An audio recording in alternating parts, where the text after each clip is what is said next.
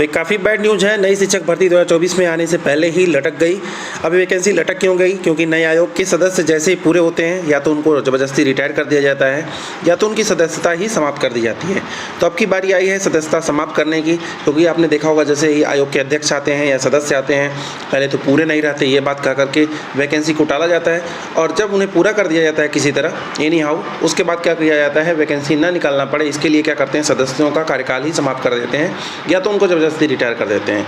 अब एक नया वाक़या सामने आ गया है जिसमें उच्चतर शिक्षा सेवा आयोग, जो कि नया आयोग बना है जिसके माध्यम से सारी वैकेंसी होनी है, इसके सदस्य की सदस्यता ही समाप्त कर दी गई। चलिए इसके बारे में और भी डिटेल जानते हैं। न्यूज़पेपर के माध्यम से भी जानकारी दी गई है कि उच्चतर शिक्षा सेवा आयोग के सदस्य की सदस्यता जो है समाप्त कर दी गई। इसके साथ ही यह आयोग अब अध्यक्ष और सदस्य विहीन हो गया है। बेसिक से लेकर उच्च शिक्षा तक शिक्षण संस्थाओं में शिक्षकों की भर्ती के लिए नया आयोग बना है यूपी में, उत्तर प्रदेश शिक्षा सेवा चयन आयोग। और काफ़ी तेज़ी आई शुरू में, और तभी से उच्चतर शिक्षा सेवा आयोग की भर्ती की प्रक्रिया तभी से ठप हो गई जब से इसमें तेज़ी आई है। इस आयोग के अध्यक्ष का कार्यकाल पूरा हुआ तो नए का चयन नहीं किया गया। उसके बाद अन्य सदस्यों का कार्यकाल पूरा हो गया। केवल एक सदस्य जो थे डॉक्टर राजनारायण, वही कार्यरत थे।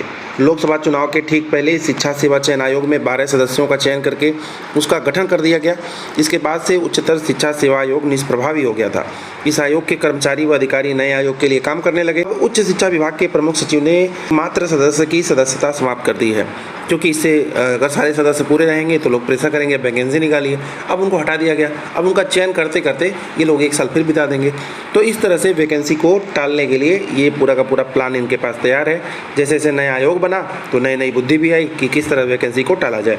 फिलहाल आपका क्या कहना है इस पर? आप लोग कमेंट बॉक्स में अपनी राय जरूर दीजिएगा। अभी के लिए बस इतना ही, धन्यवाद।